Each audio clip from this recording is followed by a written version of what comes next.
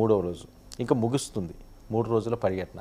వర్మగారి చేతికి అన్ని పగ్గాలు అప్పచెప్పి మీరే నన్ను గెలిపించాలి, నా గెలుపు బాధ్యత మీ చేతుల్లో పెడతానని చెప్పి ఆయన ఆకాశాన్ని పవన్ కళ్యాణ్ గారు ఎత్తిన నేపథ్యం. నేను అందరినీ గెలిపిస్తాను, మీరు నన్ను నమ్మి ఉండండి అనే పవన్ కళ్యాణ్ గారు తన గెలుపుని వర్మకు అప్పచెప్పడంలో ఉన్న కీలకమైన అంశం అన్నది చాలా వైరల్ అవుతుంది సార్.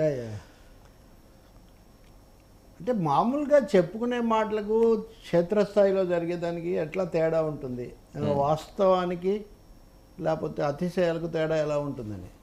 జనసేన అనండి లేకపోతే పవన్ కళ్యాణ్ గ్లామర్ వేరే విషయం అండి. నేను చాలాసార్లు చెప్తున్నాను, పవన్ కళ్యాణ్ గ్లామరు లేకపోతే అట్రాక్షను క్రేజ్ అవన్నీ వేరు.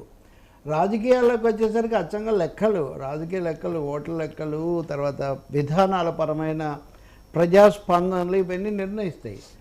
జనసేనకు తనకంటూ కొన్ని కేంద్రాలు అభివృద్ధి చేసుకున్నది కానీ యంత్రాంగాన్ని పెంచుకున్నది కానీ చాలా పరిమితం. అలా బాగా గట్టిగా పనిచేసిన వాళ్ళకేమో కొంతమందికి ఏమో సీట్లు రాలేదు, వాళ్ళు కూడా కొంచెం అసంతృప్తితో ఉన్నారు. ఈ పరిస్థితిలో పవన్ కళ్యాణ్ చూడండి 3 రోజుల నుంచి ఆయన అక్కడ మాట్లాడుతున్నది చూస్తే దాంట్లో కాన్ఫిడెన్స్, విశ్వాసం, ముందుకు ఇలా పోదాము. దీనికంటే కూడా వర్మ గారిని నేను ఒకసారి ఎన్నికల్లో పొత్తులో వీళ్ళకి అన్న తర్వాత అన్నిసార్లు ఆ వర్మను పట్టుకొని ఆ వర్మే గెలవాలి, వర్మకు వేరే బంపర్ ఆఫర్ ఇచ్చారు పవన్ కళ్యాణ్, ఇవన్నీ అసలు ఈయన్ని గెలిపించాల్సింది ఆయన అనుకుంటే ఆయనకి ఈయన ఇచ్చే ఆఫర్ ఏముంటుంది వాస్తవంగా చెప్పాలంటే. ఆ తర్వాత నిన్నేమో టీ టైం శ్రీనివాసును టీ టైం దాన్ని 10 లక్షలతో స్థాపిస్తే ఎలా పెరిగింది, ఓకే ఆయన అభినందించడం వేరే విషయం.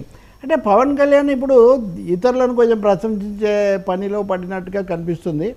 మూడోది నిన్న మధ్యలో అస్వస్థత అని హడావుడిగా బయలుదేరి మళ్ళీ పొద్దు నుంచి అక్కడ ప్రత్యక్షమైన ఇది కూడా మనం చూస్తున్నాం.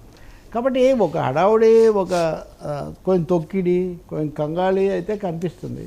విశ్వాసం కంటే కూడా ఇంకా కాంప్రహెన్సివ్గా మాట్లాడడం అంటారా. ఇంకా ఒకటి చంద్రబాబు గారితో నేను చాలా వరకు ఏకీభవిస్తాను. విభేదించే విషయాలు తక్కువగా ఉంటాయి, ఏకీభవించే విషయాలు చాలా ఎక్కువగా ఉంటాయని చెప్పటము, గీత దాటకపోవడము, ఇట్లాంటివన్నీ కూడా ఒక కాన్ఫిడెంట్ సేనాని అంటే సేన నడిపించేట్టుగా ఉండాలి. కానీ సేనానే ఒక విధంగా కొన్ని సందిగ్ధాలు, కొన్ని ఏమనాలి ఇంకా ఎదురు చూస్తున్న పరిస్థితుల్లాగా మాట్లాడటం మార్చుకోవాలి కనీసం. ఇప్పుడంటే మొదటి దశ అనుకున్నా కనీసం రేపు ప్రచారానికి వెళ్ళినప్పుడైనా అంటే తప్పని పరిస్థితి కాదంటారా సార్? పిఠాపురంలోని ఇంకా వర్మకే బాధ్యతలు అప్పచెప్పాలి కదా ఈయన. మరి అక్కడ ఉండి అక్కడ మకాం వేసి పూర్తిగా ఎన్నికలు నడిపించే పరిస్థితి ఉండదు. అదే తప్పు గాజువాకలో భీమవరం చేసి మళ్ళీ వస్తారు అంటున్నారు, మళ్ళీ వచ్చిన తర్వాత వస్తారు అంటున్నారు. కానీ ఉగాది ఇక్కడే చేస్తారు. మరి అటువంటిప్పుడు పార్టీ ముఖ్య నాయకుడు నియోజకవర్గాన్ని చాలా జాగ్రత్తగా ఎంపిక చేసుకోవాలి కదా. తన సైన్యము, తన జనసేన ఎవరు అక్కడ? పోనీ ఉదయ్ శ్రీనివాస్ అని ఆయన కాకినాడ మీద ఫోకస్ చేస్తాడని ఉద్దేశమా? అప్పుడు జనసేన ఇన్ఛార్జ్ ఎవరు అక్కడ? బీజేపీ ఆయన చూపిస్తున్నాడు, ఈయన్ను చూపిస్తున్నారు. మూడవదేమో ఆయన వర్మను. అంతేకాని జనసేన తరఫున ఇక్కడ కోఆర్డినేటర్ను పెడతారు మామూలుగా అయితే. అది కూడా అక్కడ స్పష్టంగా అంటే ఇంకా నిర్ణయానికి రాలేదేమో తెలీదు. ఇవన్నీ కూడా ఇంకొంచెం సమన్వయం ఎప్పటి నుంచో పిఠాపురం అంటున్నారు కదా, ఆ సమన్వయ లోపము, స్పష్టత లేకపోవడం అనేది ఇక్కడ కనిపిస్తుందండి ఖచ్చితంగా. మీరు వర్మ మాట్లాడింది కానీ చూస్తే అది మ్యాచింగ్గా ఉందా?